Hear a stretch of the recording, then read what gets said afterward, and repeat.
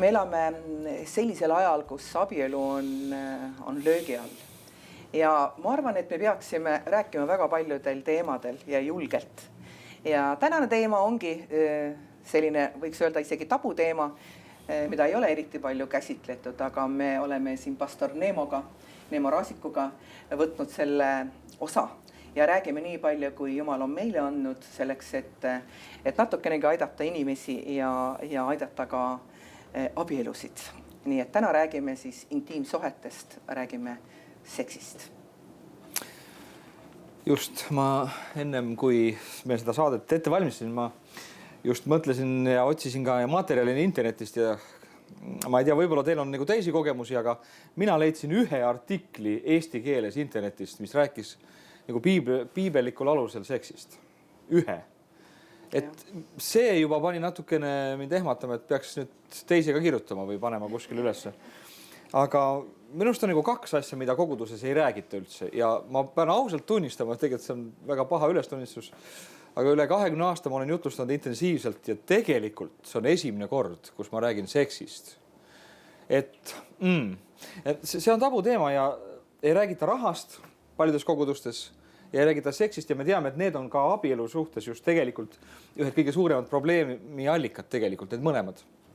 Ja me täna siis nagu tahame neid teemasid puuduta, muidugi see on nii lai teema, et ega me ei jõua siin vist väga sügavusteni tungida, aga me lihtsalt läheksime üle ja usume, et Jumala vaim juhib meid ka rääkima neist asjadest, mis on olulised siis teile, kes te täna siin olete ja kes te siis vaatate võib-olla hiljem seda saadet. Mina olen tegelenud pereasjadega ja kuna pereteenistus on selline teenistus, kus tulevad esile kõik igasugused puudused, mis on abielus. Ja ma olen sinuga täitsa päri, et seksist ei räägita ja inimestel on nagu kuidagi väga piinlik nendel teemadel rääkida. Ja mul oli eile väga huvitav kogemus, kuidas mulle helistas üks inimene, kes on olnud juba, ma arvan, 2-30 aastat kristlane. Ja terve tund aega ta rääkis mulle oma probleemist ja ta ei ole leidnud lahendust oma probleemile. Ja ta on väga õnnetu oma abielus ja olles ise juba vanaema. Nii et see on selline fakt, mis on pannud mind küll väga mõtlema, et me tegelikult räägime väga tihti vaimulikel teemadel ja see kõik on väga tore. Ja ka raadiotööd tehes ma olen aru saanud, et need teemad on tõesti väga-väga vajalikud. Aga ma näen ka õnnetuid suhteid ja õnnetuid abielusid.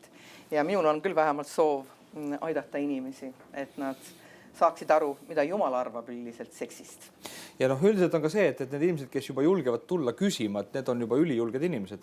Või üldse me, eriti eestlased, kui neil on probleem, näiteks seksuaalne probleem, ja ta siis kuskil Facebookis kirjutab, küsib mõne küsimuse või nagu otsida lahendust. Et need on juba julged, aga kui palju, ma mõtlen, kui palju on neid, kes tegelikult ei julgegi üldse tulla välja oma probleemidega ja sest ta kardab, et siis ta on imelik. Vaata, kes oled, sul on selline probleem, on ju.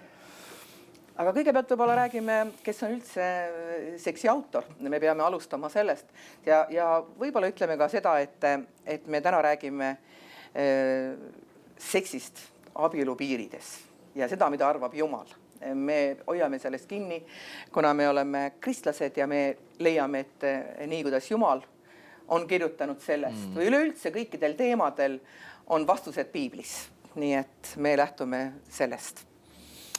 Ja et nagu esimene asi, mis ütlesid Tamara, teine on nagu väga oluline ka teada seda, et tegelikult kui me räägime Jumalast kui seksi autorist ja nagu siin keegi ütles, et seks ei ole kuradist ja porno kuningad ei ole leiutanud välja seksi, eks ole, et Nõukogude Liidu ajal oli selline lause väga populaarne, et kellegi suure poliitiku käest küsiti, et kuidas teil Nõukogude Liidus seksiga on. Ja siis ta ütles, et u nas seksa nietu. Et see oli lihtsalt niivõrd tabu, et osadest asjadest ei räägitud. Aga ma usun, ka teine on väga oluline nagu selline punkt või kui me üldse nagu lähme praegu sellel teemal nagu edasi on see, et Jumal on disaininud seksi, nagu sa ütlesid, ja teine on ka see, et on disaininud selle ainult abielu piiridesse. Et loomulikult oleks ka vajalik rääkida, nagu ütleme, seksuaalsetel teemadel vallalistele, eelabielulistele ja siis ka võib-olla nendele, kes on lahutatud või kelle abikaasa on lahkunud maa pealt. Aga me täna just tunneme, et rohkem kontsentreeruda abieluseksile. Nii et Jumal on siis seksi autor ja kui kaks inimest abielluvad, siis seksuaalne teema tuleb sisse. Ja me teame seda, et mehed ja naised on erinevad selle koha pealt. Me teame, et inimesed on erinevad ja nüüd, kui me üritame siin lahendusi leida või paremat lahendust, eks ole, üldse nendes küsimustes, et ma arvan, et see on väga raske missioon, aga me üritame seda siiski teha. Ja võib-olla kõigepealt me tahaksimegi rääkida nagu sellistest üldistest asjadest, mis on seksi olemus ja mis on selle eesmärk, miks selle Jumal on disaininud, miks on olemas selline asi. Ja siis ma usun, et kes te olete abielus ja te olete kindlasti kogenud seda, et tegelikult ilma seksita ei ole tegelikult abielus sellisel tasemel lähedust. Et nagu seksuaalne see mõõde on nagu selline asi, mis toob sellesse suhtlusesse selle kõige lähedaseme, selle kõige intiimsema taseme, nii-öelda selle põhjataseme, mis tegelikult see on lähedus, millest sa enam lähedasemaks minna ei saa. No mina olen mõelnud seda, et Piibel ütleb, et mees ja naine on üks liha. Et see on saladus. Ja minu arvates on see asi, mida sa saad ainult jagada ainult oma abikaasaga. Sa võid teiste inimestega koos süüa või olla kellegagi sõber, aga olla kellegagi üks liha, sellest oleks nagu ilmutuslikult, mulle tundub aru saada. See on saladus ja see on nii intiimne asi, mida ainult kaks inimest, eks ju, kes on loodud meheks ja naiseks, saavad aru. Ja ka neid asju, kuna see on nii intiimne asi, siis mulle tundub, et see kõige lähedasem inimene on sinu abikaasa. Ja ka nendest asjadest tuleks rääkida ainult oma abikaasaga. Muidugi ma ei räägi siin, kui sa lähed kellegi juurde näiteks nõustamisele. Aga paljud asjad jääksid kindlasti olemata, kui me julgeksime suhelda ka sel teemal. Ja et jälle, et me elame selles maailmas, kus kogu aeg luuakse ühte pilti meile seksuaalsusest. Ja see on nagu, maailm nagu üritab seda niivõrd tugevalt nagu tuua esile seda pilti seksist või seda väärat mõtet, seda perverteerunud mõtet, et meil kristlastena nagu, et ütleme maailma, ütleme see pilt, see põhiline seksipilt on füüsiline suhe.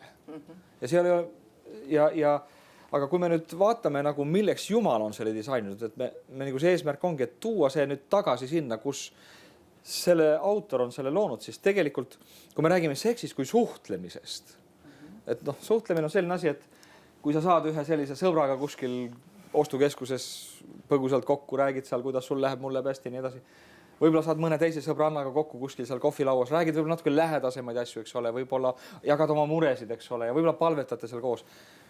Aga nüüd, kui me räägime seksuaalsest suhtest, eks ole, siis see on suhtlemine just sellisel tasemel, eks ole, mida sa saad teha ainult ühe inimesega.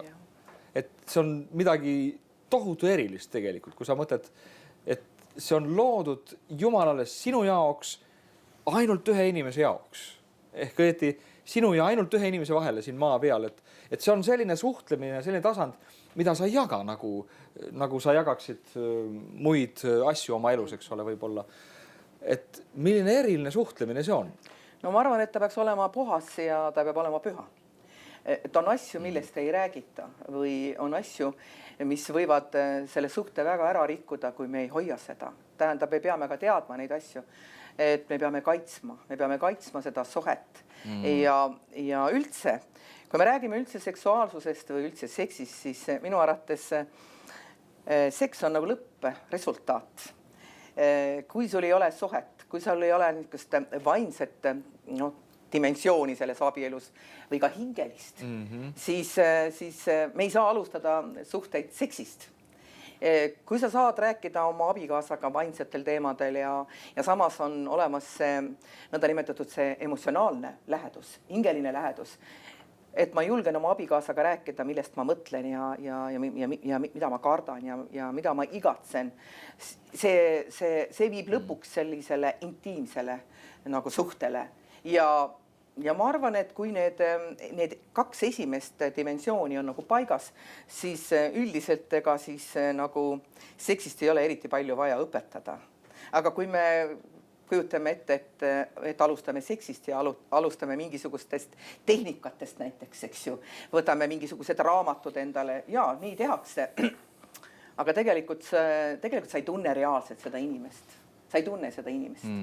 Nii et siin peavad need asjad olema nagu paigas, mulle tundub. Just see, mis sa nagu räägid, Tamara, et tegelikult inimene on Jumala poolt toodud kompleksseks olendiks. Et me ei või nagu eralda neid asju, et me oleme vaim, hing ja ihu koos ja seksuaalne tasand on just selline, nagu me siin räägime, selline sügavam suhtlemise tasand, eks ole, et kui näiteks sinu hingeline seal ei ole mingisugust klappi, ütleme, abikaaste vahel nagu hingeliselt või on mingisugune tüli või tõusnud seal mingisugusest, kes iganes, ma ei tea, kartulite kuivatamisest või moosi keetmisest, eks ole, et see mõjutab seksi tegelikult. See on väga huvitav just. Aga siia tõid sa sisse väga huvitav asja, et tegelikult me peaksime nüüd praegu nagu rääkima üldse sellest olemusest ja ka sellest, et mees ja naine on erinevad. Sa praegu tõid sisse sellest, et kui me räägime mingisugustest tavalistest asjadest, siis sina oled mees ja mina olen naine ja ma arvan seda, et need asjad töötavad erinevalt. No see on hea, et nüüd me saame mõlemad rääkida, mina meeste eest ja sina naiste eest, et see on hea, et siin ei ole 2 meest ja 2 naist, aga see mõte, mis sa tõid siin, Tamara, välja ka, et võib-olla natukene arendaks veel seda, et mees ja naine on ka seksuaalselt erinev, eks ole, ja te teate seda klassikalist skeemi, kõik, mida räägitakse igal pool, et naine armastab rohkem lilli ja hingelisust ja mees on praktiline nii, eks ole. Ja et naine võiks olla seksuaalselt nagu valmis või seksuaalseks suhteks, et ta vajab nagu sellist päev otsa valmistamist ja õrnuste ütlemist ja mehe poolt ja nii edasi, eks ole. Ja mees nagu ei oleks seda. Tegelikult ma ei ole sellega päris üldse nõus. Et kui see on nagu, kui me räägime nüüd õigest seksist, õigest tasemest seksuaalses suhtes, eks ole, siis tegelikult ei ole ka mees selline füüsiline olend, kes võib asjade kallale karata kohe, eks ole, ja nagu olla selleks valmis. Tegelikult ka, ega mees on samamoodi tegelikult, ta vajab ka, et see oleks nagu kompleksne asi.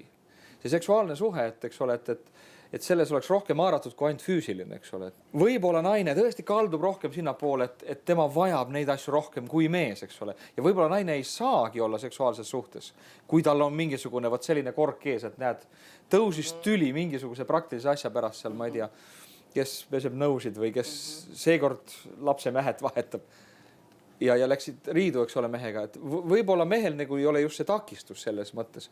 Ja naine on võib-olla rohkem, aga ka samamoodi mees, eks ole, et selle jaoks võib-olla mehed ei mõista seda ka, et seks on rohkem kui füüsiline. Mehed võib-olla rõhuvad selle peale rohkem ja ka, kui sa vaatad siin maailmas on kõik see pornograafiline ja kõik see väärastunud seks, eks ole, rõhub ühe asja peale, et see on füüsiline. See on füüsiline ja see on nagu just rohkem meestele nagu mõeldud. Siis tegelikult see on täiesti vale. Mees võib selle füüsilise osa sealt kätte saada, aga Jumal on selle mõelnud palju sügavamaks kui füüsiliseks. No mis asi on üldse seks? Võib-olla räägime sellest, eks ju.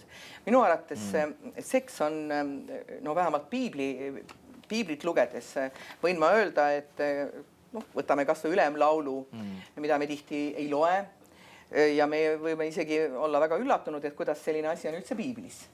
Aga minu arvates on see nauding ja seda ütleb ka piibel. Et me peaksime nagu selle välja tooma, et seks on nauding ja Jumal on ta loonud niimoodi. Seks ei ole, eks ju, see, et ma kasutan kedagi ära. Et seks ei ole see, et sellest me räägime ka hiljem, et oletame nüüd niimoodi, et meil on vaja lapsi, et ainult selleks me oleme paari suhtes, vaid seks on nauding. See on natukene kummaline öelda niimoodi praegu kristlastena, aga Jumal on selle niimoodi välja öelnud. See kõlab nagu Jumala pilkamisena, kas ei ole? Jah, see tõesti võib nii olla. Et kuidas te võite sellist asja rääkida, aga mul on siin üks väga hea kirjakoht kirjutatud siia märkmetesse, õpetussõnad 5, 18, 19. Siin ütleb meestele just niiviisi, et tunne rõõmu oma nooria naisest. Ta rinnad joovastagu sind igal ajal, eksi alati tema kallistustesse. Et see ei ole kurat, kes selle ütles muuseas, see on Jumal, kes ütles. Tõi selle esile Salomoni läbi, eks ole. Et tunne rõõmu, see on nagu Jumal nagu soovitav või ma ei tea, kas käsib on õige sõna öelda, aga ta nagu ütleb, et tunne siis rõõmu, et hei, et see on midagi, mis ma olen andnud teile, et see on Jumala tunne, andnud. miks sa jätad seda kasutamata teiste sõnadega, nagu Jumal tahab sinna öelda, et olgu see nauding sulle siis, eks ole, ja just ülemlaul sa tõid selle, minul on ülemlaul üks lemmikraamatuid piiblis ja me teame, et see räägib, eks ole, Kristuse ja koguduse suhtest võrdpildina, aga mõtelge nüüd selle peale. Jumal räägib Kristuse ja koguduse suhtest seksuaalse või sellise erootilise armastuse võrdpildi läbi. See on nagu väga huvitav mõelda, et tegelikult ta toob seal välja kaks armastajat, eks ole, kes on väga lähedased nagu erootilised teine teisega, eks ole. Ja ta toob, muidugi me teame, et see räägib Kristuse koguduse lähedusest ja nii, aga ikkagi see räägib ühest kahe inimese vahelisest, kuidas nad naudivad oma lähedust, seda lähedast suhet, eks ole. Ja just Jumal on selle loonud naudinguks ja selleks, et see oleks meile üheks värskenduseks meie elus. Aga siin on ka niimoodi, et tegelikult tuleb sisse selline huvitav asi, et ma vaatasin siin neid märkmeid ja mõtlesin selle üle, et sa oled isegi selle nagu alla tõmmanud, et ärge keelake end teineteisele muidu, kui ehk ainult kokkuleppel ajutiseks, et pühenduda palvetamisele ja tulge jälle ühte, et saatan ei saaks teid kiusata teie taltsutamatuse tõttu. No, mida me sellest nüüd räägime, et ärge keelake. Samas me räägime sellest naudingust ja nüüd tuleb sisse selline asi, et ärge keelake. Kas siin on ka niimoodi, et me peame mõnikord, ma ei tea, kas alati on naudingut? Kuidas nüüd sellesse suhtuda? Just täpselt, et ma arvan, see naudingu pool võib-olla on just see abielu selline värskuse aeg, kui kaks inimest abielluvad. See on nii uus, neil mõlemal teine teisele ka seksuaalne selline ja nad naudivad, aga siis nagu me kõik teame, kes me oleme rohkem abielus olnud kui kuu aega, eks ole, et tulevad sisse sellised praktilised dimensioonid, kus me peame ka oma asjade eest hoolt võtma ja arveid maksma ja nii edasi, eks ole, et siis tekib vahest ka selline aeg, kus näiteks üks abikaasadest on väsinud ja töölt tulnud, aga teine võib-olla ei ole, eks ole. Ja tekib nagu selline, et abikaasad sageli ei jookse abielus nagu kaks ratast auto all, mõlemad täpselt võrdse kiirusega ja võrdsel maal, eks ole. Et te teate kindlasti ka oma kogemustest on sellised aegu, kus me jõuame ühte kohta, kus üks võib-olla tahab ja teine ei taha ka seksuaalset suhet, eks ole. Ja võt siin nüüd on see, mida Paulus nagu toob siin 1. Korintuse 7. peatükis esile. See on muuseas väga oluline lõige tegelikult ka abielu ja seksi teemadel ja on üllatav, et Paulus, kes iseenesest ilmselt ei olnud abielus, just räägib niivõrd targalt nendest küsimustest. Ja ta ütleb, ärge keelake siis üksteist teine teisele. No ma usun, et seksuaalne suhe on teisalt ka Jumalast meisse istutanud kui üks tung ja vajadus. See on vajadus, nagu iga teine vajadus on meil kas hingeline vajadus või mis iganes meil on vajadus, eks ole. See on meie sisse loodud, eks ole, ja midagi on meie sees, mis nagu tõmbab sinna poole, eks ole. Ja nüüd Paulus siin nagu toob selle hetke esile, et kui me jõuame ühte sellisesse kohta, kus võib-olla see rutiin nagu vallutab meie abielu, hakkab domineerima rohkem ja võib-olla selline värskus, sellised asjad kaovad ära, eks ole. Siin ilmselt ka Paulus räägib sellisest vaimulikust. Ta ütleb, et ärge tõmbuge üksteisest eemale muidu kui palveks. Nüüd, see on ka üks väga oluline teema, kui me räägime seksist. Ma tean, et aastaid tagasi üks abielupaar, kes tuli päästmisel, eks ole, ja see oli väga huvitav, et ennem kui nad said päästud, nad said väga hästi läbi teineteisega. Ja siis, kui nad said päästud, siis mees ütles nii, et tead, nüüd me oleme kristlased, nüüd me oleme vaimulikud. Ei, nüüd ei ole mingit seksi enam vaja. Nüüd me palvetame ja paastume ja loeme piiblit ja nii, eks ole, et see nagu asendab selle. Ja see tekitas nii suuri probleeme, et tegelikult see abielu läks ilmselt lõhki hiljem. Aga nagu see, mida Paulus nagu rõhutab siin on see, et tegelikult seksuaalne nagu see mõõde meie abielus on ka selline, mida me saame nagu üles õhutada.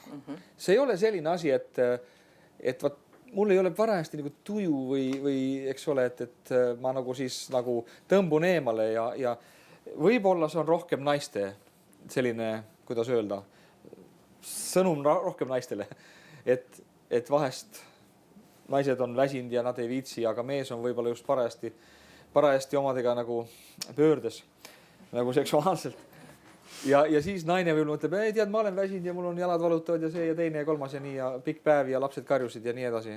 Öösel ei ole saanud magada, aga ma usun ka, et on selliseid kohti, kus me ei saa seda muuta käsumeelseks. Eks ole, me ei saa kunagi seda öelda nii, et vaat sa pead, sest et sa oled mu naine või sa oled mu mees, eks ole.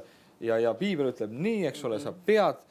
Ma usun, et kui me toome juba sisse selle sõna sa pead, kuna näed, ja hull on veel siis, kui me hakkame piibliga nagu seda asja nagu öelda õigustama, eks ole, vaid ma usun, et see on ikkagi selline asi, kus me peame aru saama teineteisest, eks ole, et kindlasti on Jumal selle loonud nii, et see seksuaalne tung ja vajadus on üldjuhul meestel suurem. On muidugi erandid, on ka naisi, kellel see on võib-olla võrdne või suurem, aga üldjuhul see on nii.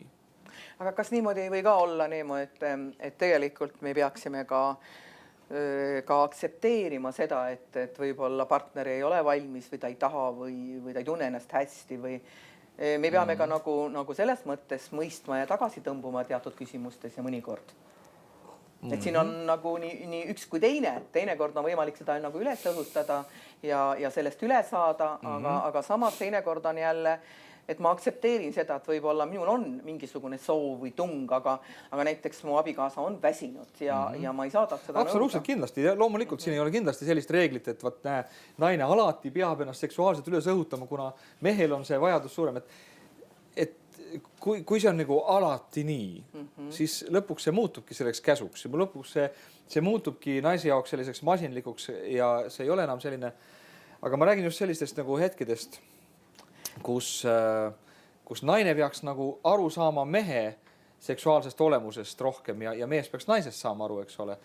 Et nagu kindlasti seks ei ole selline masinlik asi, mida sa kuidagi saad lülitada sisse või välja, vaid see on tegelikult üks selline, armastus on alati selline asi, mis tuleb vastu teisele. Just. Aga nüüd armastus kaotab oma mõtte, kui see muutub selleks, kus üks pool jääbki järgi andvaks ja teine pool jääbki nõudvaks. Et siis ei ole ka enam armastus. Tead, ma lugesin ühest raamatust ja see oli kristlik perenõustamisraamat. Ma ei mäleta, mul on neid päris palju ja ma olen lugenud neid palju, kuna see teema, üldse pere teema on mind alati huvitanud, siis seal oli üks selline lause, mis pani mind ikka väga kõvasti mõtlema. Ja see lause oli täitsa šokeeriv, kus autor kirjutas, ma mäletan, et ma olen üles isegi kirjutanud selle oma märkmetesse, et kõige rohkem või väga palju vägistamisi toimub abieluvoodis. Ja seda mitte ainult maailma inimeste puhul, vaid see on ka kristlaste puhul. Ja see on üks kohutav asi, kui ma selle peale mõtlen, kuidas mingisuguste kirjakohtadega või asjadega suudetakse inimene panna sellisesse olukorda, kus teda tegelikult vägistatakse. Ma mõtlen just, kui ma räägin naisest. Ja kuna mul oli alles siin paar päeva tagasi oli selline kõne, kus üks inimene tund aega rääkis minuga sel teemal ja mina ütlen selle kohta, et see ongi vägistamine. Ja seda on kristlaste puhul, kes on väga kaua abielus olnud ja väga kaua kristlased olnud. Nii et me peaksime nagu selgeks tegema ühe asja. Mis asi on siis see nauding või kuidas see peab olema või kas mina naisena võiksin ka näiteks manipuleerida oma mehega näiteks. On ka sellised asju. See on ka väga niisugune peen asi. Et see on nagu kahe inimese asi ja need asjad peavad olema väga puhtad ja väga selged. Naiste poolt see just see, nagu sa tõid selle sõna esile, selle manipuleerimine, et ma tean mitut konkreetset juhust ka oma pastoriteenistuse jooksul, kus naised on ka nagu selliselt võtnud sellise seisukoha või sellise asendi nagu seksuaalses küsimuses, et just see manipulatsioon tuleb esile nii, et kui sina ei tee nii või et kuidagi mehest panna midagi tegema, siis naine vastavalt sellele, kas teeb ukse lahti või paneb kinni. Just. Et seksuaalne ja see on terror. Sa võid terroriseerida sellega. Ja naiste pool see tuleb eriti kavalalt esile, nii et see ei paista nagu terror. Eks ole, aga samas igasugune manipuleerimine tegelikult on vale. Sest et kui me nüüd võtame armastuse välja seksist, siis tegelikult seal ei jää midagi järgi. Armastus on andmine. Armastus on andmine, täpselt ongi nii, ja see on mõlema poole andmine jälle. Et kui me räägime nagu et see ei ole nagu see, et muidugi Jumal on nõnda maailma armastanud, eks ole, et ta on andnud oma ainussündinud Poja ja see on nagu selline ühepoolne Jumala poolne andmine, aga me ju teame täna, et Jumal on saanud vastu midagi ka selle armastusele. See ei ole nii, et Jumal 6 miljonit aastat armastas inimest, eks ole, ja ükski inimene ei tulnud tema juurde, vaid kõik sülitasid talle näkku. Me näeme, et see armastus on nüüd mõlemapoolne, eks ole. Ja samamoodi ka abielus, eks ole, et see ei ole nii, et see on ainult naisepoolne järgi andmine või mehepoolne, eks ole, siis naise tahtmistele järgi käima, aga see suhe tulebki siin esile. Loomulikult me peame üksteist mõistma ja aru saama, eks ole, et kui teine on võib-olla väsinud ja nii, eks ole, aga samas see ei tohiks nagu muutuda selliseks traditsiooniks. Nüüd me ütlesime siin, et seks on nagu tung ja vajadus. Loomulikult me ei saa seda nagu võrrelda mingisuguse söögivajaduse või veevajaduseks, et kui sa ei joo vett, siis sa ilmselt sured ära nagu mõne aja jooksul. Aga seksuaalne, kui sa ei saa seksi 2 nädalat, siis sa ei sure ju ära, eks ole. Või kas keegi teab, et keegi on surnud ära. Ei ole sellised juhused vist olnud, minu teada. Aga igal juhul samas see on vajadus, aga see ei ole selline, ütleme, elu ja surma küsimus, eks ole. Aga samas see on meie sees ja see on üks tugev tung tegelikult, eks ole. Nii et me peaksime nii naistena aru saama, et kui Jumal on selle meestesse pannud, siis naisepoolne armastus peaks olema tegelikult see, et ta mõistab seda esiteks. Ja teisel juhul on see, et ta ei kasuta seda mitte mingil juhul kunagi manipulatsioonina. Sellepärast, et see alati hakkab tootma tagasi. Et kui te naised hakkate üritama meest kusagile poole keerata seksiga, siis te lõikate seda ise kusagilt teisest kohast. Kindlasti kohe. Sellele tuleb lõikus. Sest et mees on selline, et ega sa meest iga kaua lollitada ei saa. Lõpuks ta läheb kuskile teisele poole aeda rohtu sööma. Nii et see juhtub varem või hiljem, eks ole. Nii et no vaata, nendes küsimustes ongi ilmselt vaja olla väga aus. Rääkida nendel teemadel, sest et kui need vajadused ei saa nagu selles mõttes rahuldatud ja me isegi ei tea seda, et partner on võib-olla seal kriisis või rahuldamata, eks ju, ja siis me oleme väga üllatunud, kui järsku tuleb mingisugune abielu rikkumine.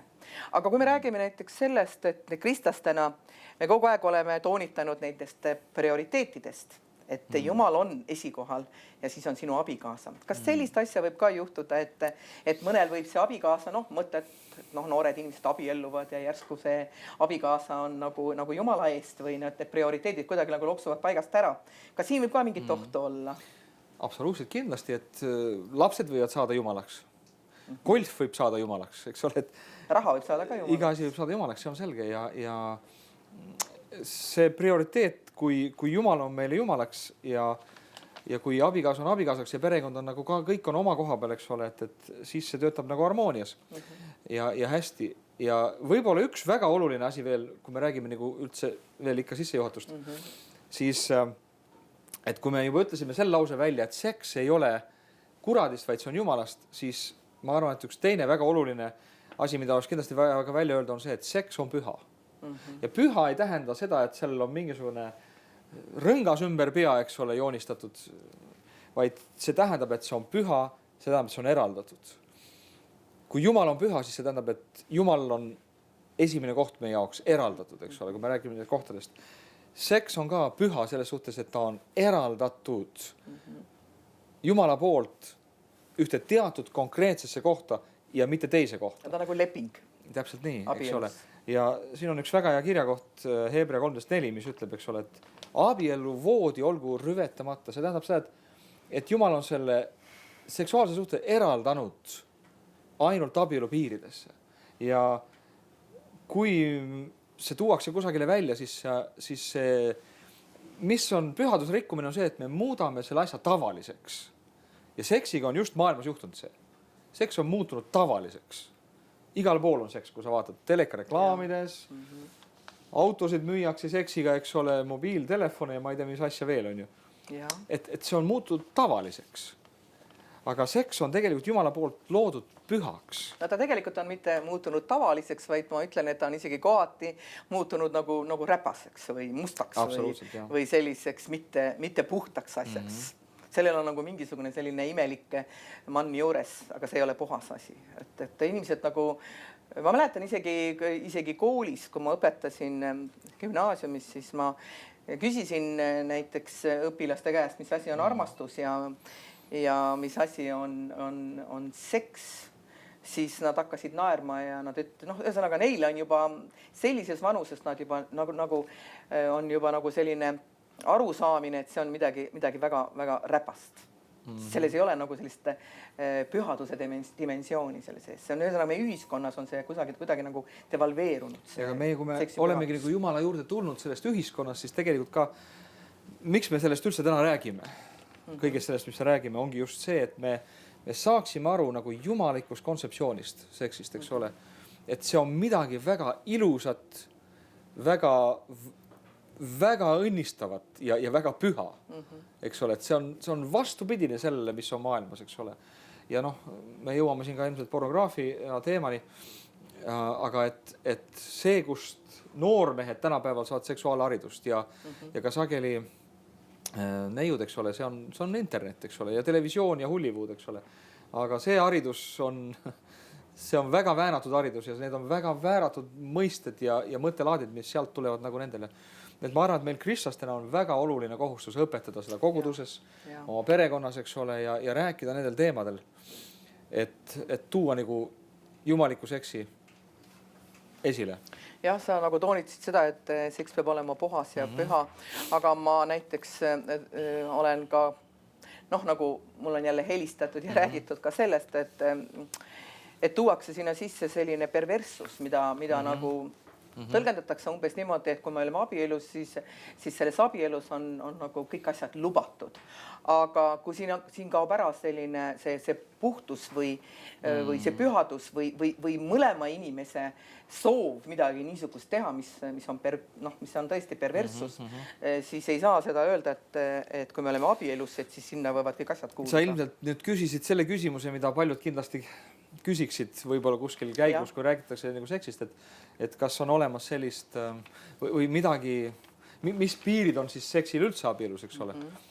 Et jah, just me täna ei tahaks võib-olla nagu laskuda võib-olla selles suhtes detailidesse, mis iganes asjadest rääkimisel on, et me räägime nagu, muidu me ei jõua väga kaugele, aga et tegelikult see üldine joon just siin ongi selles, eks ole, et tegelikult ühelt poolt, kui sa loed piiblit, sa ei näe selliseid konkreetseid käske või keelde nagu seksuaalselt detailselt, aga on olemas üks joon ja see on see, mõlemad peavad seda nautima ja mõlemad peavad seda aktsepteerima. Ja see ei ole, sa rääkisid siin sellest vägistamist, eks ole. Vägistamine tuleb esile siis, kui üks pool surub midagi teisele seksuaalselt peale ka abielus, mis tegelikult teine ei naudi või talle tekitab ebamugavust, valu, mis talle on lihtsalt vastu võtmatu, eks ole. Ja samas me ütleksime, et tegelikult seal ei ole midagi, mis abielu, ütleme kahe abikaasa vahel, siis oleks nagu sellist valet, eks ole, teha. Kui nad on kahekesi oma vahel seksuaalses suhtes, aga jälle valeks muutub see siis, kui üks pool seda on kannataja nagu selle all, on ju. Jah, nii et ühesõnaga abielu puhul on väga oluline see, et mõlemad inimesed saavad mingi kokkuleppe, mis mõlemale on vastu võetav selles just, mõttes. Täpselt nii ja siin ongi nagu see kõige imelisem asi ka seksuaalsest suhtest on see, et kui kaks inimest saavad kokku, eks ole, ja nad nüüd abielluvad ja kui see nagu läheb selliselt Jumala sõna kohaselt, eks ole, et nende esimene seksuaalvahekord on siis ikkagi pulmaöösel või siis, kui nad abielluvad, eks ole, sageli maailmas on need asjad nagu pea peal, aga ütleme, et kui see läheb nagu sellist Jumala määratud rada mööda, siis tegelikult sealt algab neil üksteise tundmine ja avastamine alles selle koha pealt. Et võib-olla enne, kui nad abielluvad, nad avastavad üksteisest võib-olla midagi emotsionaalselt, võib-olla midagi, ma ei tea, natuke füüsiliselt, millimeeter, mitte rohkem ei tohi, aga et nüüd see seksuaalne avastamine tuleb esile, eks ole. Ja väga paljud ongi öelnud, et tegelikult see esimene seksuaalsuhe, mis tegelikult on, või see algus ei olegi see kõige nauditavam osa, kuna siis kaks täiesti kontvõõrast seksuaalselt saavad kokku. Nad peavad hakkama avastama, mis teisele siis nagu meeldib või mis sobib või eks ole, et siis algab nagu see avastamise tee. Ja ma ütlen, et tegelikult see peaks olema nii, et meie seksuaalsuhe peaks muutuma paremaks, aastatega, kuna me õpime üksteist paremini tundma.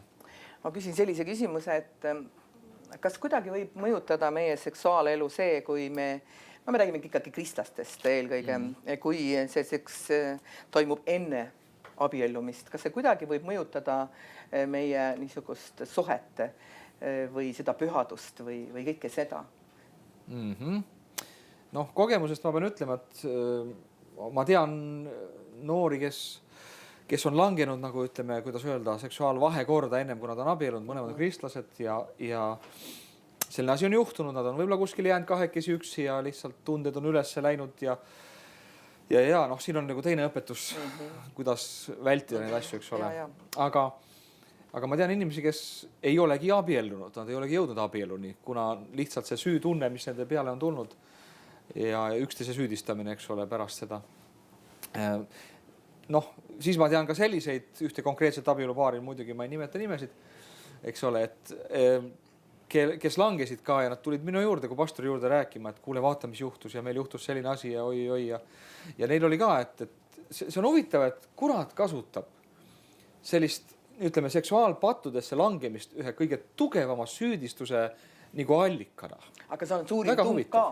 Seksuaalne tung on ikka üks suurim tung, mida Jumala on meie sisse pannud ja tegelikult sellega võib tulla head ja väga halb. Ja kui sa nüüd siin selles seksuaalses asjas midagi lähed nagu valesti, et siis see süüdistus ja see koorem, mis nagu inimeste peale tuleb ka nagu mentaalselt, psüühiliselt, on sedavõrd suur vahest, et see võib need tõesti hävitada. Et selle koha pealt, no õnneks see abielupaar, nad parandasid meelt Jumala ees ja me palusime koos nendega ja Jumal andis neile armu nagu lihtsalt tulla välja selle süüdistuse alt, eks ole, ja nad on täna päeval abielus. Tänu Jumalale, eks ole, aga loomulikult see võib mõjutada selliselt just seda punkti, et mõned võib-olla selle pärast nagu lähedki lahku tegelikult. Jah, sest see puhtus ja see pühadus nagu on kuidagi rüvetatud või noh, tuleb ka mingi süüdistus. Sa ütlesid väga hästi, et loomulikult, kui me oleme kristlased, me eksime ja me eksime oma mõtetes ja igat moodi. Aga et noh, meil on võimalus tulla Jumala juurde ja meil on võimalus ka rääkida teiste inimestega, kui meil tekivad sellised probleemid, et tuleb leida need inimesed, kellega jagada neid asju ja palvetada ja siis jääda nagu seisma. Aga kuidas me üldse siis nagu seda suhet hakkame kaitsma? On meil nüüd üks suhe olemas, me oleme armunud ja eks me võib-olla ka, nagu öeldakse, kui meid eriti ei ole õpetatud, siis nagu öeldakse, üle kivide ja kändude käib see asi. On tore, kui see asi jääb püsima, aga kuna meil ei ole sellist, meil ei ole teadmisi, siis me võib see suhe täitsa laguneda. Et jah. No räägime nüüd natukene siis abielu nagu kaitsmisest või ütleme selle suhte kaitsmisest, eks ole. Et see kirjakoht, mis me siin oleme juba lugenud, loeme seda veel kord, 1. Korintuse 7.3. Mees täitku oma kohustust naise vastu ja nõnda samuti ka naine mehe vastu. Ja ärge keelake end teineteisele muidugi ehk ainult kokkuleppel ajutiseks, et pühenduda palvetamisele ja tulge jälle ühte, et saatan teid ei kiusaks teie taltumatuse kaudu. Aga siis ta ütleb ka siin 6. salmis nii, aga seda ma ei ütle käsuna, vaid mööndusena. No minu arust see salm või see tekst nagu paneb nagu väga palju asju paika, eks ole. Esiteks me näeme siin seda, eks ole, Paulus nagu kasutabki seda sõna kohustus. Noh, see tundub meile selline käsk, eks ole, käsumeelne. Seksuaalne kohustus, milline vastik sõna. Me arvame, et see on nauding. Me siin rääkisime just, et see on armastuses sügavam väljendusi. Ja nüüd Paulus tuleb siin, paneb pommi maha. Kohustus.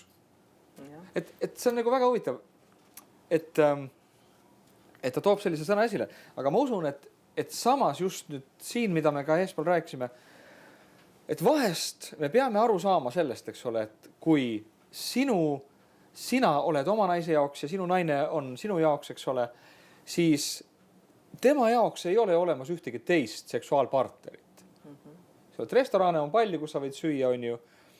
Ja inimesi, kellega sa võid suhelda ja rääkida ja koos teha lõbusaid asju on palju, aga seksuaalpartnerid on ainult üks sinu abikaasa jaoks. Nüüd mõtle selle peale, siis kui temal on see vajadus ja sina nagu ei tule nagu talle vastu mõne koha peal, kus on vaja vahest vastu tulla, eks ole, siis järelikult sa paned teda ühte sellisesse seisukorda, kus see tung ja see ka jumalast loodud tema sisse, see hormonaalne nagu tung, eks ole, mis välja pressib, eks ole, see paratamatult, kui inimene on ka nõrk, eks ole, siis see võib väga kergesti minna nii-öelda kork pealt ära.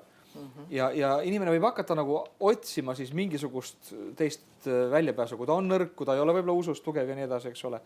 Ja Paulus, ma usun, see on see põhjus, mis ta nimetab seda kohustuseks. Et kui me mõistame seda, et meil on seksuaalne kohustus ja on inimesi kindlasti sellised, kes ka võib-olla nagu see, kui nad siis saavad päästetud ja nad armuvad jumalasse kõrvuni, on ju, ja et vaimulikud asjad on nüüd nii vapustavad ja nüüd tulebki nagu, et seks nagu tundub selline kuidagi selline, et nüüd tead, see jääb nüüd ära, eks ole. Siis me võib-olla nagu panemegi oma abikaasa sellise seisukorda, kus ta ongi kohas, kus ta võib langeda. Võtta, ma ei tea, nagu naiste eest rääkida, aga mehed on raudselt Jumala poolt loodud sellisena, et nemad silmadest hakkab peale nendel seksuaalsus. Ja just täpselt nagu sa tõid, see on nii hea näide. Ja see on klassikaline näide. Ja seda juhtub miljonid kordi kogu aeg. Ja. Miljonid näited, et kus naised enne abielu on väga, nad üritavad oma seda võluvust. Ja ma ei räägi mitte seda, et naised peaks panema mingisugused välja kutsuvad riided selga või midagi sellist tegema, aga just see selline võluvus või nagu sa ütlesid, eks ole, et selline, ta leidis seal töö juures kellegi, kes oli selline võluv ja ligitõmbav ja selline, mehed otsivad naistes ka sageli rohkem kui ainult seda puhast nii-öelda maailma keeles rääkides seda liha, seda lihalikku seksuaalset, vaid ka nagu seda komplekti, et ta on võluv, et ta naeratab, et ta on selline mõnus, kelmikas, avatud, selline tore, eks ole. Et see on midagi, mis siis abielu tulles nagu kaob ära, sest nüüd me tunneme üksteist hästi ja kuidagi, kui me räägime siin ka nagu, muidugi aastad lähevad ja inimesed muutuvad vanemaks, eks ole. See on nagu selge, aga see on see, et naistel, ma ei tea, kuidas naised mehi vaatavad, mul ei ole aimugi, aga mehed vaatavad naisi alati selliselt. Ja nad jäävadki vaatama. Kas kuni 85 aastani tead? Et nad vajavad näha seda võlu. Võib-olla siis sul pole peale nende hallide juust enam midagi pakkuda, eks ole, välja. Aga see, et see kompleksne olemus selles naises oleks, see on nüüd naise teha. Nojah, ma saan aru, sa ütlesid, et me vananeme, loomulikult me vananeme ja loomulikult olles nii vana, kui mina praegu olen, ma ei saa ilmselt näida 20, 30, 40 või 50 aastasena. Ma pean aru andma, et see on elu lihtsalt ja see on paratamatust. Ja samamoodi ju mees vananeb. No oleme ausad. Mees seda ei näe. No mees seda ei näe, jah. Ainult naine vananeb. Ainult naine vananeb. Ja mehe puhul, kui mina ütlen, et mis minu jaoks on oluline, miks ma tahan näiteks oma abikaasaga olla või mis on need omadused, mis mind köidavad isiklikult, on see, kas ta on hooliv, kas ta mõistab mind, kas ma olen tema parim sõber, kas ma saan temaga rääkida kõikidel teemadel. Need asjad on minu jaoks palju olulisem. Ka muidugi see, et mu mees ei muutuks nagu lohakaks, et ta jätaks oma musti sokke igale poole ripakile ja ta ei pese ennast ega ei raseeri ja nii edasi. Eks ju, et need asjad on täpselt samamoodi, sest et mul näiteks üks naine rääkis, et tema ei suuda lihtsalt oma mehega olla, kuna mees lihtsalt ei raseeri ennast korralikult. Ja see on tema jaoks selline suur probleem ja ta ei taha oma abikaasaga koos olla, sellepärast et mees on nii hoolimatu, et ta tuleb õhtul voodisse ja ta on lihtsalt raseerimatu. Ja meie võime mõelda, et no ka nüüd probleemi, eks ju, võib-olla mõnele just meeldib, eks ju, et mees on raseerimata. Aga sa peaksid nagu sel teemal nagu rääkima siis, mis sulle nagu meeldib, eks ju. Kui mulle meeldib, eks ju, et mees on selline natuke karvane ja natuke torgib, no võib-olla see on minu isiklik selline, noh, ma ei tea, eelistus. Mõnele see meeldib, teisele absoluutselt ei meeldi, eks ole. Ja jällegi, et naised on ka individuaalsed, eks ole.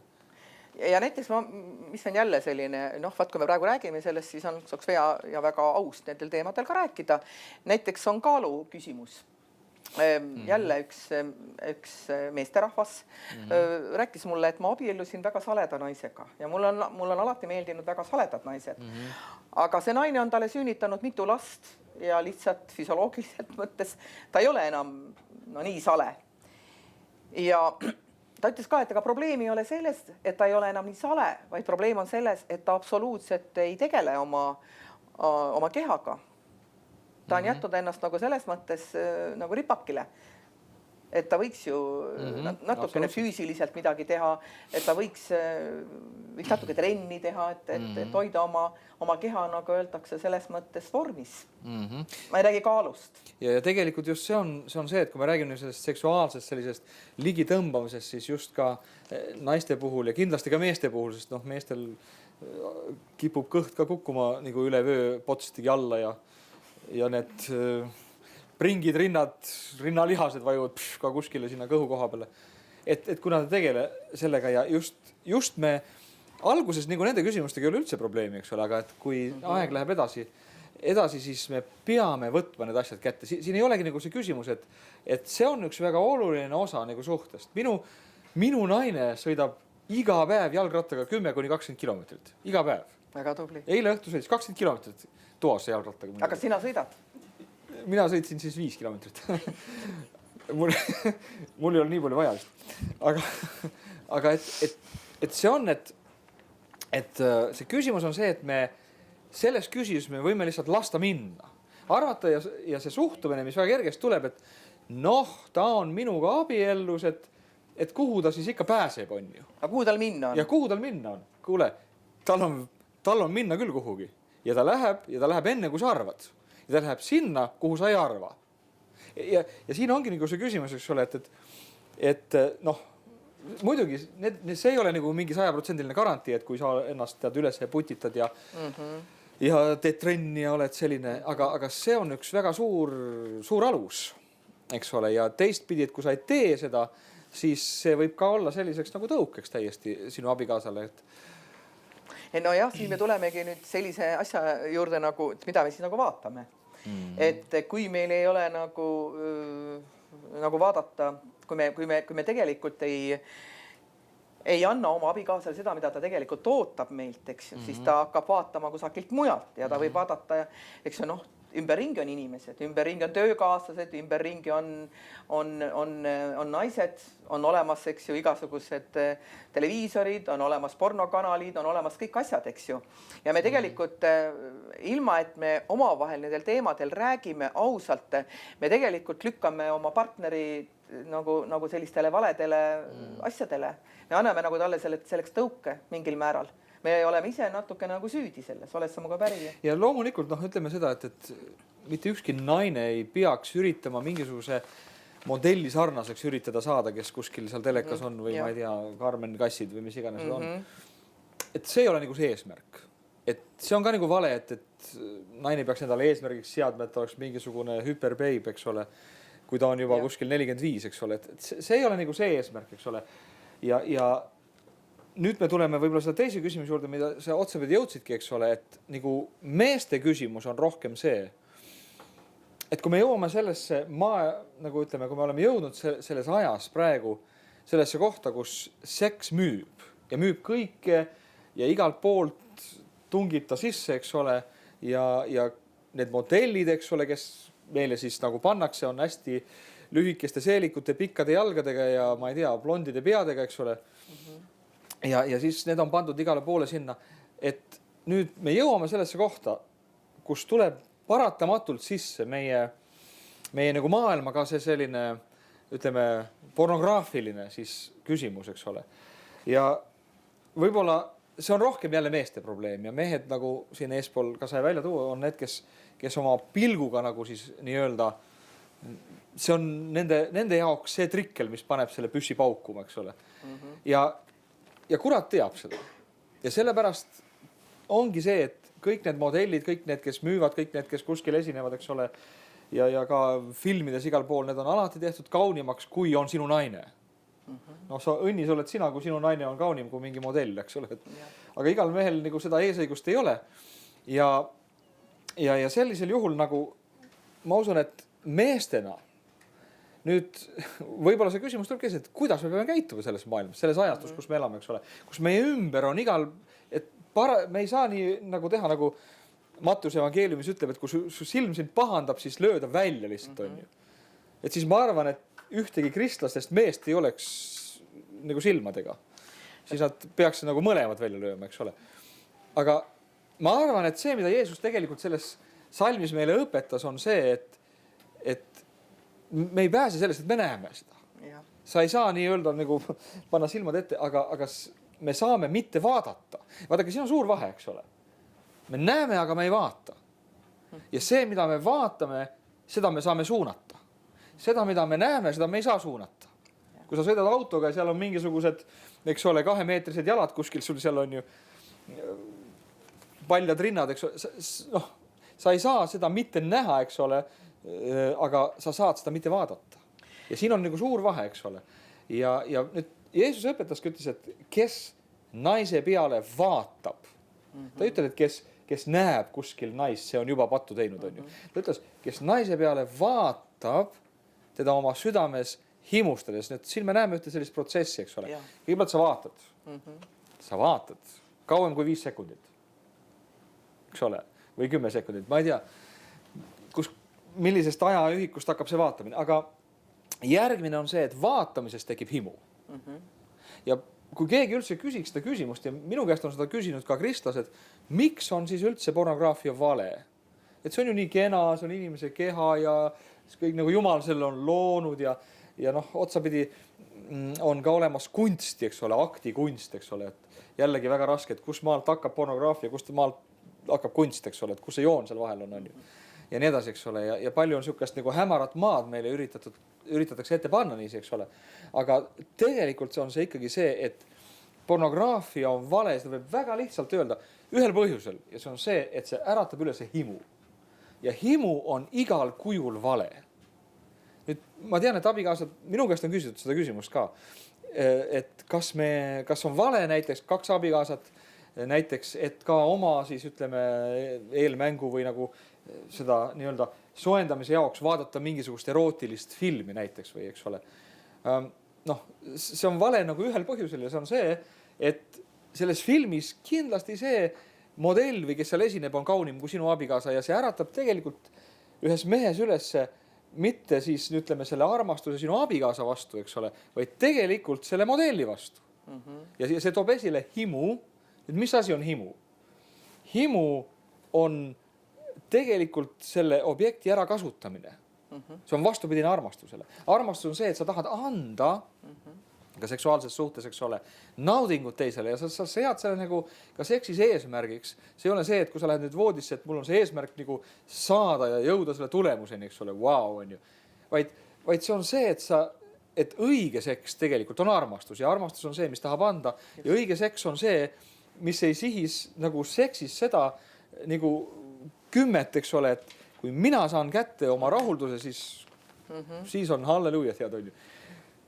Vaid see on see, et minu eesmärk on see, et minu abikaasa on õnnelik. Et mina saan teda rahulda, eks ole. Nüüd imu on täiesti teistpidi. Himu on see, et sina kütad ennast ülesse, et sina saaksid sellelt objektilt omale rahulduse. Ja see on himu. Ja pornograafia töötab 100% ainult himu peale.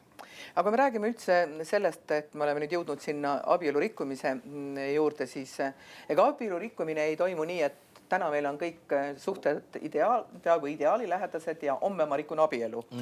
Et kui me ellu on tulnud üks inimene, kes on, no kellega me rikume siis abielu, siis selline seksuaalne abielu rikkumine algab tegelikult hingelisest lähenemisest. Et noh, sul on tekkinud võib-olla jah, mingisugune, mõne inimesega sa saad lihtsalt rääkida, ta on väga meeldiv inimene, ta on väga avatud, ta on väga siiras ja ta kuulab sind huviga ja ongi selline inimene, aga sa oma abikaasa ei tee seda. Ja siis me mõtleme, et no mis ikka, me hoiame need asjad nagu lahus ja ütlen, et ta on mulle ainult sõber, eks ju. Ja ma räägin selle inimesega, ma avan ennast, ma räägin talle oma hingelistest asjadest, ma räägin, eks ju, mida ma tunnen ja mida ma ei tunne ja ma ei räägi seda oma abikaasaga, vaid ma räägin seda võõra inimesega. Siis on selge ja on fakt see, et siin on ainult üks pisikene samm, kus me sellest nõndanimetatud sellest hingelisest lähenemisest astume sellisesse seksuaalsesse abielu rikkumisse niisuguse lõksu. Oled sa minuga päri? Täpselt ja just selles on see asi kõige salakavalam. Et mul on just konkreetselt üks inimene meeles, kelle abielu läkski nagu puruks sellepärast on ju, et mees ei rääkinud naisega, ei võta aega, nad olid talunikud, neil oli oma talu ja palju tööd nagu talus ikka.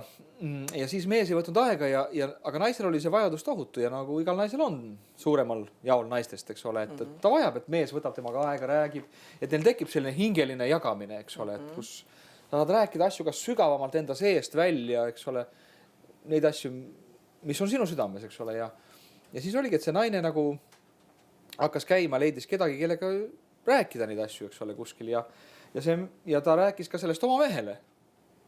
Ja see mees tuli rääkis nagu mulle sellest, et mis sa arvad sellest, et vaata, et noh, ega selles ei ole ju midagi valet, ega neil ei ole ju mingisugust seksuaalset vahekorda ega midagi, aga nad lihtsalt, minu naine käib ühe mehega rääkimas, sest noh, mina ei oska ja mina ei tea, kuidas seda asja teha täpselt ja ma ei ole selline, ma olen töömees, on talumees, tead, traktori käima ja lähen, on ju. Ja mis oli tulemus, see ei võtta aega rohkem kui paar kuud, kus abielu oli puruks. Ja siin me olemegi me lähme selle hingevaenlase liimile just nagu selles, et me arvame, et see ei ole patt ja see ei ole vale, kui me hakkame lähenema kellegi, kes meie abigas ei ole hingeliselt. Et nagu me tõime alguses välja, Tamara, just selle asja, eks ole, et tegelikult seksuaalsus ei ole füüsiline, vaid see on kompleksne asi. Ja see algab peale just hingeliselt, hingemaailmast. Just. Eks ole, et kui me nagu ühe inimesega, just naiste puhul see on ka, et kui tal on keegi inimene, kes temaga nagu jagab, siis see naine tahab sellele inimesele anduda. Et kui ta saab kõigepealt üheks nii-öelda emotsionaalselt, hinge tasemel, siis sellest hingelisest üheks saamisest on seksuaalse üheks saamine nii väike samm, et tegelikult me ei arva seda, kui väike samm see on. No tegelikult on siia tuleb sisse ka selline asi, kui me üldse oleme kristlased, et tuleb sisse see nõnda nimetatud nõustamise teema. Et noh, mul on endal olnud elus niimoodi, kus on inimesed tulnud oma probleemidega ja rääkinud ja siis see on väga suur oht. Tegelikult, et see inimene, kes tuleb oma probleemiga sinu juurde ja ta näeb seda, et sa oled nii osavõtlik ja empaatiavõimeline, sa tahad temaga suhelda, tahad teda aidata, ühesõnaga, ja ta näeb, et eks ju, et sa oled hoopis teistsugune naine, kui tema naine on, eks ju. Oma naisega ta ei saa rääkida, oma naine ei mõista teda, oma naine hakkab teda süüdistama ja tekivad sellised tuleb selline plokk ette, aga näed, selle naisega ma saan rääkida, tema kuulab mind, tema on empaatiavõimeline, tema saab aru, mida ma tunnen, mida ma tahan, aga minu oma naine ei saa sellest aru. Ja siis kogu see sümpaatia või see võrdlemine hakkab tekkima lihtsalt. Siis see inimene tahab sinuga koos olla, ta tahab sinuga rääkida, sellepärast, et tal on sinuga hea olla. Kui me kaotame ära selle võime, et me ei ole oma abikaasaga sõbrad, et me ei räägi kõikidest asjadest, et me ei jaga seda, mida me tunneme. Me võime ju suhelda, me võime rääkida hindadest, söögi tegemisest, ilmast, väga paljudest asjadest, aga me ei räägi seda, mida ma tunnen. See on oluline, mida inimene vajab. Mina vähemalt naisena küll ütlen seda. Mina tahan rääkida oma abikaasaga sellest, mida ma tunnen, mis mulle haiget teeb, mis mulle rõõmu teeb, mis mind kurvastab. Ma pean seda lihtsalt tegema, mul on see vajalik. mul on see vajadus. Ja kui minu abikaasa ütleb, et ei ole vaja, mul ei ole aega, või ta veel isegi võib-olla süüdistab sind, ütleb, see on rumalus, mis sa mõtled ja nii ei käituta. Aga inimesel on see vajadus. See tarve on lihtsalt meie sisse pandud, see vajadus, hingeline kontakt teise inimestega. Ja kui me seda ei saa oma abikaasa käest, saame kellegi teise käest. Et kui mees ei jaga mulle, ei anna mulle seda, vaid ma leian endale kellegi teise, kes mind mõistab, kes ütleb mulle, vaata kui arukas naine sa oled, vaata kui kena sa oled, eks ju, kõik sellised asjad, mida naine vajab. Ma usun, et tegelikult küsimus ei ole selles, et me peame tundide kaupa või ma ei tea, ööde kaupa üleval istuma rääkima, aga ma arvan, see kvaliteet on just oluline, eks ole, et me ei räägi nagu lihtsalt mingi, et mis poes, mida maksab, eks ole, kuhu poole piimahind on liikunud, eks ole, vaid et just, et see kvaliteet on oluline, eks ole. Et see ei olegi nagu see küsimus, et sa võid ka vahest helistada telefoniga oma naisele, eks ole, ja juba see, et sa helistad talle on oluline. Juba lihtsalt, et näed, mees helistas mulle, on ju. Või naine mehele. Ja. Et see nagu, et ta pani tähelepanu mulle milleski, eks ole. Ja just see, et kui juba üks partneritest nagu, et ta tunneb ennast, ma ei tea, nagu sa ütlesid, elavana või rõõmsamana või noorena, eks ole. Et kui ta on kellegi teisega koos, et mina nimetaksin seda juba abielu rikkumiseks. Loomulikult. Sellepärast, et Jeesus nagu tõi selle tasemele, ta ütles, et kui sa vaatad kellegi teise peale, kes ei ole sinu abikaasa, teda himustades või kui see teine teeb sinus juba midagi sellist, mis su abikaasa teeb, see asi on juba paigast ära. See on juba sinna liikumas ja see seksuaalse suhteni, seal ei ole enam palju jäänudki tegelikult, eks ole. See on nagu, ütleme, see lava seadmine seksuaalses abielu rikkumises võtab palju kauem aega, kui see abielu rikkumine seksuaalselt iseenesest. Kujutame ette näiteks, et mingi probleem teeb mulle haiget ja ma ei saa seda oma abikaasaga rääkida ja oletame sinuga ma saan rääkida. Siis naisena ma võib-olla hakkan nutma isegi ja võib-olla minust tulevad kõik sellised emotsionaalsed asjad esile ja siis sina tuled ja lohutad mind, eks ju, mehena. Sa tunned, et sa oled ülesannete kõrgusel ja paned käe ilusti mu õlale, ütled, ei ole midagi ja nii edasi. Tegelikult see ongi see mehhanism, mis hakkab vaikselt niimoodi tööle. Ja kui paljud tegelikult jumala mehed on niimoodi kukkunud, langenud, see on just see nõustamine, kus inimene tuleb ja tal ongi võib-olla probleem ja ta tuleb. Ja see on see hingeline asi, mis lihtsalt läheb üle selleks nõnda nimetatud seksuaalsuseks. Aga mis sa siis arvad, Tamara, et kas näiteks ütleme, mehed ei peaks siis kunagi nagu tegema selle ühegi teisele naisele, kui selline olukord on, eks ole, et naine tuleb mehe juurde või pastori juurde, kes on mees ja kurdab oma kurba saatust ja siis, kuidas see nagu täpselt peaks olema? Mis sina arvad naisena?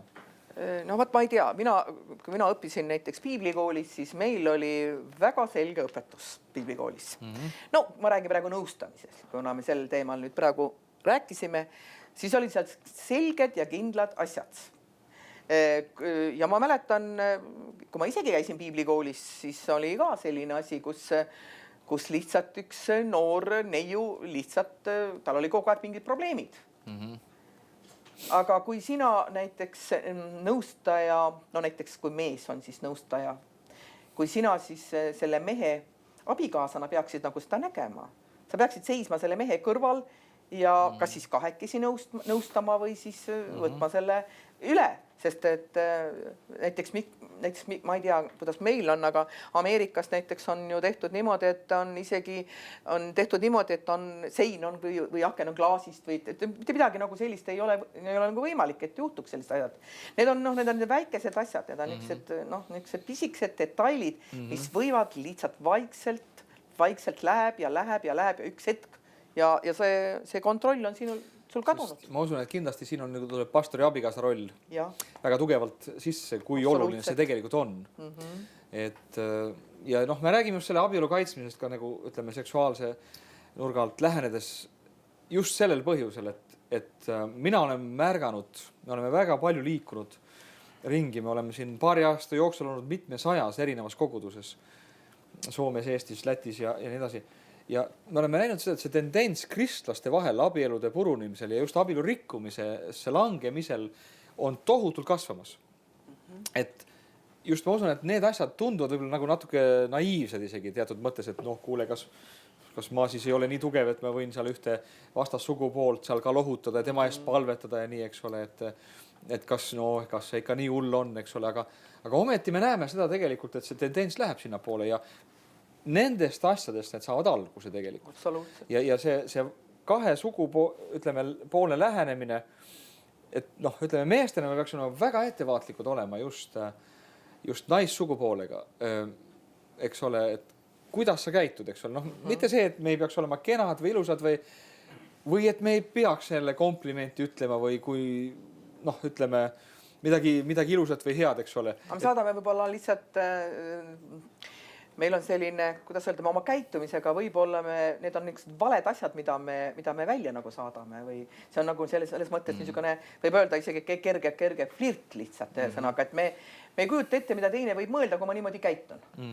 Kas siia ei tule ka sellist asja, et me peame nagu väga kontrollima, kuidas me käitume ja kuidas me oleme. See ei ole lihtsalt see on libepind. See on selge. Et sellisest, ütleme, kena komplimendi ütlemisest teisele naisterahval, kes ei ole sinu naine, mehel on, kui sa astud selle pinna peale, siis küsi võib-olla enda käest sellist küsimust, et millal sa viimati oma naisele sellist komplimenti ütlesid. Ja siis on selline vaikuse koht. Ei mäletagi või ei olegi kunagi öelnud, eks ole, aga teise naisele miski pärast on seda parem öelda.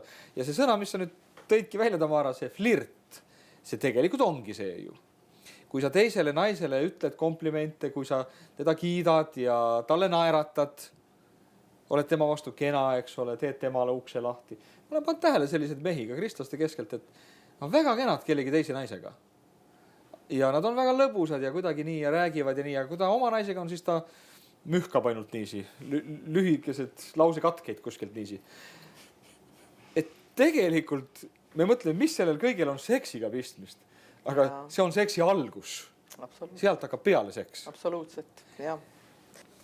Et see tundub küll, et mis siin siis ära ei ole. Et väikene flirdikene ja võib-olla ka naisena, võib-olla väike koketeerimine ja sa annad lihtsalt valesid signaale.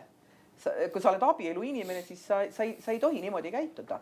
Või rääkida halvasti oma abikaasast, eks ju. Need on ka need asjad, mis on nagu üldiselt tihti, ma olen nagu näinud, et see on nagu mingisugune nagu isegi moe asi öelda, et minu abikaasa on selline, kõik see niisugune sõnadega välja ütlemine, et mis iganes. Et see tuleb jälle selle abielu, selle pühaduse ja puhtuse juurde. Et kõik need asjad peaksid jääma abiellu, peaks jääma sinu perekonda, kus need asju ära klaaritakse, aga mitte niimoodi, et keegi räägib, eks ju, kusagil sinu abikaasast. Mul on sinuks väga hea kirjakoht kirjutatud. See on 1. Timoteuse 5.2, siin ütleb nii, kohtle noori naisi, kui õdesid, siis Paulus ütleb Timoteusele, kuidas ta peaks käituma, eks ole, meelepuhtusega. Just. Käitu nendega viisakalt ja austusega ja see tähendabki seda, et ole nagu ettevaatlik ülimääraste komplimentidega, eks ole, et esiteks austus, teiseks meelepuhtus. Võib-olla see on selline küsimus, et ega me ise ei taju, kui meie meel või meie meelelaad või meie nagu selline nii-öelda lauaalune see eesmärk hakkab juba muutuma ka natuke selliseks, mitte enam meelepuhtaks, eks ole. Aga vaata, kui hästi ta siin ütleb. Noorem naisi, kui õdesid. See on väga hea võrdpilt minu arust, et kuidas sa käitud oma õega? Sa ütled talle võib-olla küll kenasid asju, aga see meelelaad on natuke ikka väga teissugune, eks ole. Ja kui sa käitud nagu vastassoost naistega. Kui kaugel me oleme, vist peame hakkama vaikselt otsi kokku tõmbama. Aga me räägime just nendest abielu kaitsmisest nagu seksuaalselt ja meie meelelaadist. Nüüd me rääkisime siin pornograafilist päris pikalt. Aga võib-olla veel mõni mõte nagu himust, mida ma tahaksin välja tuua. Nüüd, himu on see, mis muudab sinu abikaasa seksuaalobjektiks. Ja ma arvan, et see on kindlasti, mida Jumal ei ole loonud sinu abikaasas. Ta ei ole teda andnud sulle selle jaoks, et ta oleks sinu seksuaalobjekt. Absoluutselt mitte. Nüüd, himustades me hindame nagu sellist seksuaalset ligitõmbavust, eks ole, või seksapiilsust, nagu öeldakse, eks ole. Aga tegelik armastus hindab nagu inimest tervikuna, ka tema isikulisi omadusi, eks ole. Et sa ei armasta ju selle inimese keha, vaid sa armastad teda kui isikut, jah, täpselt. eks ole. Ja nagu me siin eespool ütlesime ka, et seksuaalsus on terviklikkus, eks ole. Nüüd himu on väga huvitav asi, ka seksuaalselt himu ei saa kunagi rahuldatud. Jah. Kui üks mees on sütitatud himust, eks ole, siis tal võib olla nii palju vahekordi naistega, eks ole, ta võib käia ringi iga päev, eks ole, aga ta ei ole kunagi rahuldatud. Ta ei saa seda täitumist, sest tegelikult Jumal on ka selle seksuaalse nagu selle rahulduse loonud just sellisesse komplekssusesse, eks ole. Et kui sa ainult füüsiliselt saad seksi, eks ole, siis tegelikult see ei rahulda sind. See ei anna sulle sellist nagu seda sügavat rahuldust, eks ole. Ja himu on üks asi, mis kunagi ei saa täidetud. See on nagu selline lõputu tasku, kuhu sa võid valada või panna raha või mis iganes. See tuleb teisest otsast kõik välja. Ja need kaks asja võivad tunduda nagu natuke sarnased, aga tegelikult nad ei ole sarnased. Nii et me jõuame tagasi veel sellesse kohta, kus rääkida sellest, et Jumal on loonud seksi puhtaks, kus ta on loonud selle komplektseks, kus ta on loonud selle jaoks, et me annaksime seda, mitte ainult ei ootaks, et seda saada.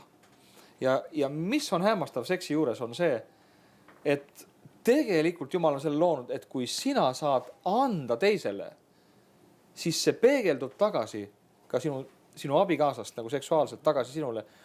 Et tegelikult see ongi, et üks hea seks, kui sellist asja siin nagu võib välja tuua, ongi see, kui mõlema abikaasal on see, et ta tahab anda seda tegelikult teisele abikaasale ja selle andmise kaudu sa saad kõige rohkem tagasi iseendale. Nüüd, kuidas me siin, siin on väga pikk jutt, Tamara, võib-olla sa võta üks ja ma võtan teine. Teise nagu, et ma võib-olla loen esimesena. Mida soovitate, kui abikaasade vahel ei ole sisuliselt võimalik probleeme lahti rääkida, kuna üks neist on väga ärrituv ega soovi eriti suhelda, kuna teine ei koge oma abikaasa armastust ja armastust ka ei jagata selles abielus, siis on ta selles samas suhtes ka passiivsem pool. Seda on talle abikaasa ette heitnud. Kui ta ei ütle abikaasale, et ta teda armastab, siis ta pigem lükkab selle mõtte ümber seisukohtadega, et need on vaid sõnad, kuna ta on enese tõmbunud kibestumise tõttu. Ma usun, et nagu nendest asjadest me üsna palju juba nagu tõime välja ka, eks ole. Et kui nüüd see küsimus, mida siin on esitatud, eks ole, räägib ka sellest, et see ilmselt mina siin ei ole nagu seksuaalsest küsimusest midagi räägitud, aga mina tõmbaksin siin joone all, ütleksin, selles abielus ei ole seksi või ei ole hea seks. Et ilmselt, kui on selline olukord, siis me ei saa nagu rääkida seksist. Nagu me oleme siin rääkinud ka, et seksuaalsus hakkab peale palju kaugemalt, eks ole, et väike probleem, mis on hoopiski mingist muust valdkonnast, eks ole, ja siin on nagu suhtlemise küsimus, eks ole. Suhtlemises on liin läbi lõigatud kuskil, eks ole, et siis ei saa tekkida tegelikult ka seda seksuaalset intiimset lähedust, eks ole. Nüüd, mida siin nagu soovitame, eks ole, et üks inimene ütleb, et üks abikaasa ei anna armastust ja ei saa rääkida lahti probleeme, eks ole. Siin lihtsalt ongi kommunikatsiooni juhe või nagu öelda lühis, eks ole. Et ükski abielu ei tööta ilma kommunikatsioonita. See on lootusetu juhus, eks ole. Et siin lihtsalt tuleb ja mõned küsimused abielus on see, sa pead ennast sundima. Ma tean, meie kogudes oli üks selline abielupaar ja nemad olid mõlemad, see oli erakordne, selline raske juhus, olid väga sõnaahtrad inimesed. Kumbki ei räägi, ainult jah ja ei vastused, eks ole. Et kui sa lähed temaga rääkima, siis ega ta ei jutusta sulle midagi. Jah, ei, jah. Ja mõlemad sellist. Ja siis nemad jooksid lõpuks nii omadega, et siis nad tulid minu juurde, et kuule, me ei saa nagu teineteisega üldse nagu rääkida nii. Aga huvitav oli see, et kui siis mina olin seal kolmandaks vahel, on ju, et siis nagu nad hakkasid küll rääkima, eks ole. Siis lõpuks läksime rõõmsalt laiali ja mõne aasta pärast jälle täpselt samas kohas, on ju, et siis ma olin nagu selleks kolmandaks nagu nii-öelda telefoni keskjaam nõukogude ajal, eks ole, kes need pulgad nagu siis pistis sinna õigesse kohta, et siis see ühendus toimus selliselt, eks ole. aga see küsimus nagu ongi selles, et vahest see nagu see keskjaam aitab mõni aeg või mõneks nagu ajaks, aga lõpptulemus on see, et ikkagi see abielu saab toimida ainult siis, kui see kommunikatsioon seal toimib nagu reaalselt nagu ühelt teisele, eks ole, et ilma selle kolmanda vahendajat, eks ole. Ja noh, siin nüüd ongi see küsimused, eks ole, et kui üks ei mõista ja teine ei räägi ja kolmas on ärrituv ja nii, eks ole, et siis lihtsalt tuleb sellise kohta tulla ja tuleb ennast sundida ja anda aru, et hei, me peame hakkama rääkima teineteisega, eks ole. Mitte lõpetama teise süüdistamine. Nüüd sellel konkreetsel abielupaaril oli ka just see, et siis, kui ei räägita, siis tekivad süüdistused. Ja siis, isegi kui räägitakse, siis ei tehta muud, kui sõimatakse ja süüdistatakse üksteist. Aga siin nüüd ongi see, et noh, üks lõpeta süüdistamine, see ei vii kuhugi, see ainult süvendab probleemi. Sa pead lõpetama süüdistamise ja tulema hakkama kommunikeerima. Kolmas asi, sa pead ennast alandama. Ja naine ei pea alandama ega mees, aga mõlemad pead alandama. Abielu ilma alandamiseta ei toimi. Ja andestamine ka. Täpselt nii, eks ole, alandus. Järgmine samm ongi see, sa pead andma andeks jumalikult. Kõik, mis on olnud süüdistused, eks ole, üks on teinud seda teist ja kolmat, eks ole, sa pead andma andeks, nagu Jumal andis meile andeks. Jumal ei süüdista mulle neid asju, mida ma tegin 1984. aastal. Tegin jubedaid asju, eks ole. Jõin kui siga, olin narkomaan ja pätt ja kaabakas ja varastasin. Ma ei ole kordagi Jumala käest kuulnud, et ta mulle ütleks seda. Ma ei ole, sest ta andis mulle andeks seda. Ja samamoodi on ka abielus, eks ole, et just jälle abikaasad, oi, vaata, mis sa tegid mulle 10 aastat tagasi ja näed, vaata, näe, eks ole. Mitte kuhugi see asi ei lähe niiviisi, eks ole. Et kui me tahame, et see töötab, eks ole, need 4 asja nagu peab nagu tulema kokku ja siis lõpuks tuleb see seksuaalne mõõde ka sisse, eks ole, et see ennem ei saa. Et sellest ei saa nagu hakata probleeme lahendama ja abielu parandama, aga muidugi seksuaalne asi on ka see, mis on nagu armastuse selline nagu tulem, aga selle kaudu me ei saa parandada neid asju, eks ole. Ja tegelikult üks asi on veel, et mina olen nagu ka juba päris kaua abielus olnud, et see nõnda nimetatud oma õigusega. Et mul on õigus ja ajada seda kangust ja seda isekust ja sellega ei jõua mitte kuhugi, absoluutselt.